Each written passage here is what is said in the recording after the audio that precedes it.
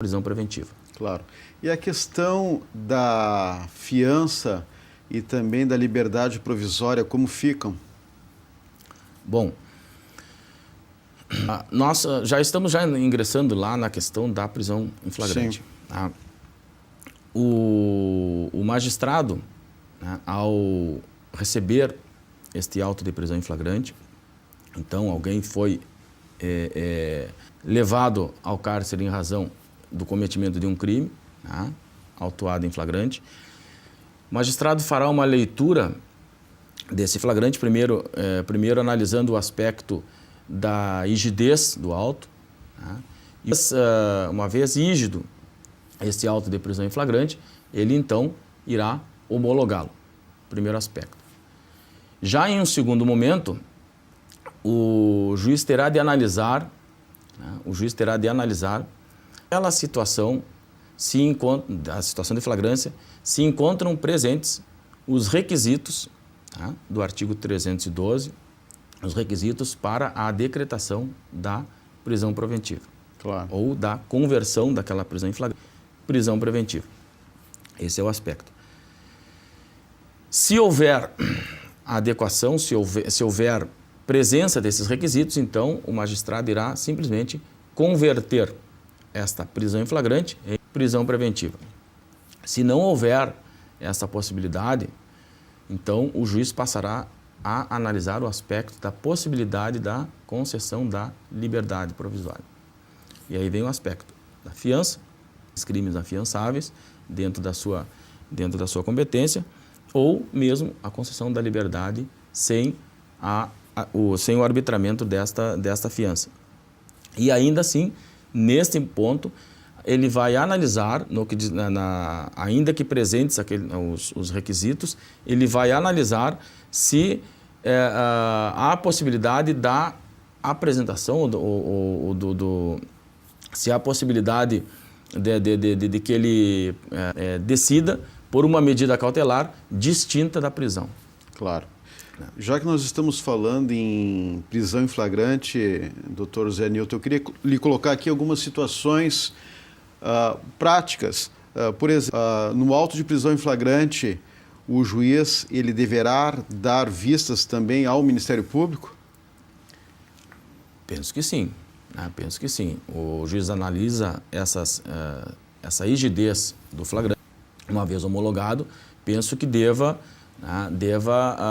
dar vista ao Ministério Público, né, exatamente para que o Ministério Público faça esse juízo, né, de necessidade e adequação da manutenção ou da concessão da liberdade com uma dessas outras medidas.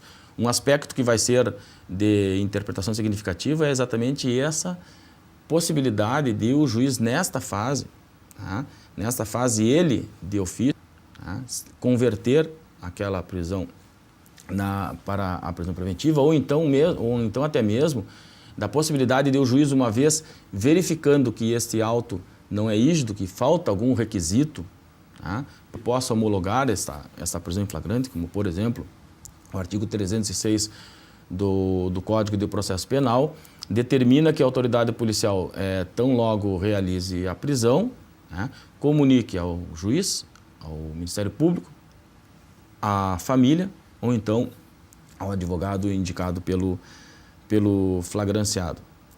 Então, este é um requisito de rigidez que o juiz irá analisar, além de outros aspectos da apresentação da nota da culpa, etc. E uma vez não preenchendo esses requisitos, se chegaria ao ponto se o juiz poderia ou não decretar de ofício a prisão preventiva, uma vez não homologando o auto, uma vez em razão da falta de rigidez. Exatamente por quê? Porque a lei traz esta graduação e ela indica que o juiz terá a possibilidade de decretar a prisão de ofício, né, quando no curso do processo. E aqui estamos falando de um momento pré-processual. Claro. Né? Então e aí até mesmo para evitar essa discussão, né, acerca da viabilidade ou não do juiz decretar de ofício, eu acho que seria de bom tom que fosse dado vista ao Ministério Público. E no caso de prisão ilegal, ele pode decretar isso de ofício? Pois é exatamente, Exato, o que nós pode. exatamente o que nós estávamos tratando, né? Sim. Se fizermos uma leitura do sistema como está, né, haveria a impossibilidade do juiz decretar de ofício, exatamente porque ele, o sistema processual, da forma como se apresenta na Lei 12.403, que o juiz possa agir de ofício quando na fase do processo, Sim. como presidindo a investigação processual. Claro. Né? Nesta fase pré-processual, né, haveria essa dificuldade de interpretação. Então, daí que eu falava da necessidade dessa vista antecipada ao Ministério Público. Mas, a princípio, se nós simplesmente fizermos a leitura do momento da análise do auto de prisão, aí nós até podemos chegar à conclusão que o juiz, né, pode decretar, poderia decretar de ofício nessas circunstâncias, mas este é um tema que terá de ser examinado e terá de ser amadurecido pela jurisprudência. Claro, é um tema técnico, complexo, e ainda dentro da prisão em flagrante, ele pode também aplicar uma outra medida cautelar.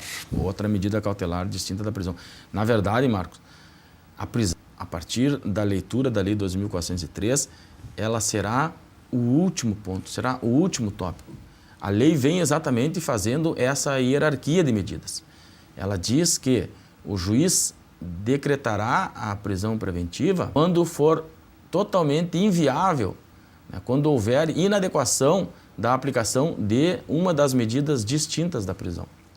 E de que... Ela é exatamente, ela é o último ponto. Claro. E de que forma pode ser concedida essa liberdade ao preso em flagrante?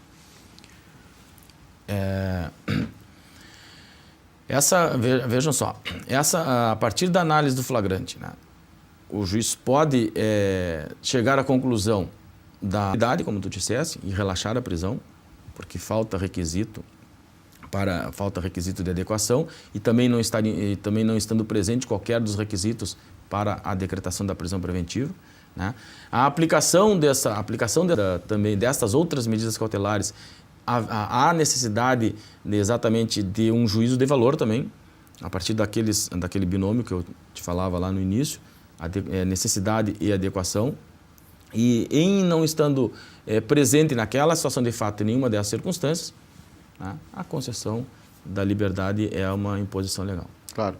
Por isso que foi muito importante esse encontro, né, que reuniu quase 300 promotores e dores lá na sede do MP Gaúcho, porque, afinal de contas, é uma lei, uma norma que está entrando em vigor e isso é importante para qualificar os membros do Ministério Público, porque realmente o assunto é um assunto ético e que o promotor ele precisa estar muito preparado para enfrentar certas situações. Exatamente, Marcos. Exatamente esse é o ponto. E ver que tu falavas na questão da interpretação dessa legislação e os efeitos, o efeito social disso. Veja bem que a partir da Lei 12.403, nós teríamos de fazer uma leitura adequada sobre vários enfoques. Vários questionamentos serão colocados no dia a dia e deverão ser enfrentados pelo Ministério Público nesse aspecto. Veja que a Lei 12.403, lá no artigo 313, a nova redação que ela dá, o artigo 313 do Código Penal, ela traz alguns requisitos de caráter objetivo para determinar a viabilidade da prisão preventiva. Né? Um dos requisitos objetivos, aplicada em abstrato, ser superior a 4 anos. Né? Isso deixa de fora vários delitos que nós trabalhamos no dia a dia. O furto simples, por exemplo, tá? Um deles, e outros tantos mais. E aí virá a discussão, para esses delitos, haverá a possibilidade não da prisão preventiva de plano, mas da conversão desta prisão numa das outras medidas cautelares. E a prisão preventiva nessas circunstâncias, né, ou seja, a partir da aplicação de uma medida cautelar distinta da prisão, pode-se chegar até a prisão preventiva, né, pode-se chegar até a prisão preventiva quando houver descumprimento daquela medida que foi aplicada, tá, distinta da prisão. Mas aí vem o questionamento. Lá no artigo 313 nós temos o quê? Nós temos a definição dos requisitos requisitos objetivos de decretação da prisão preventiva. Pena superior a 4 anos, pena em abstrato superior a 4 anos, né? Exceto quando se tratar de delitos ligados, né, à violência doméstica, contra o idoso, contra a criança, contra enfermos, né? Então, fora desse aspecto, fora desta realidade, né, nesses crimes em que houve a aplicação de uma medida cautelar distinta da prisão, poderá haver a conversão em prisão preventiva? Poderá haver a substituição em prisão preventiva nesses crimes que fogem a esse critério do artigo 313? Esta é uma realidade, é uma interpretação que os operadores do direito deverão exatamente analisar.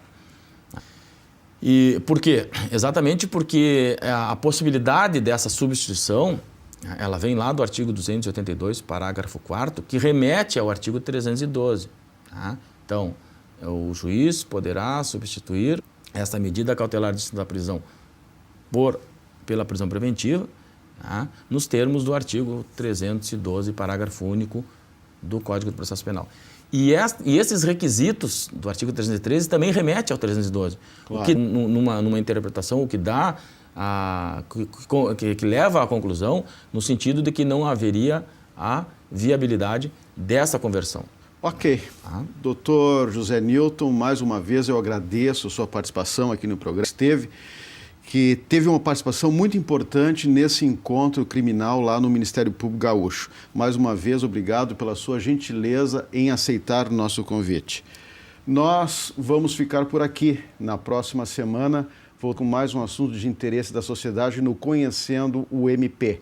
Se você tem críticas, sugestões, mande um e-mail. Mande um e-mail para conhecendomp@mp.rs.gov.br. Até a semana.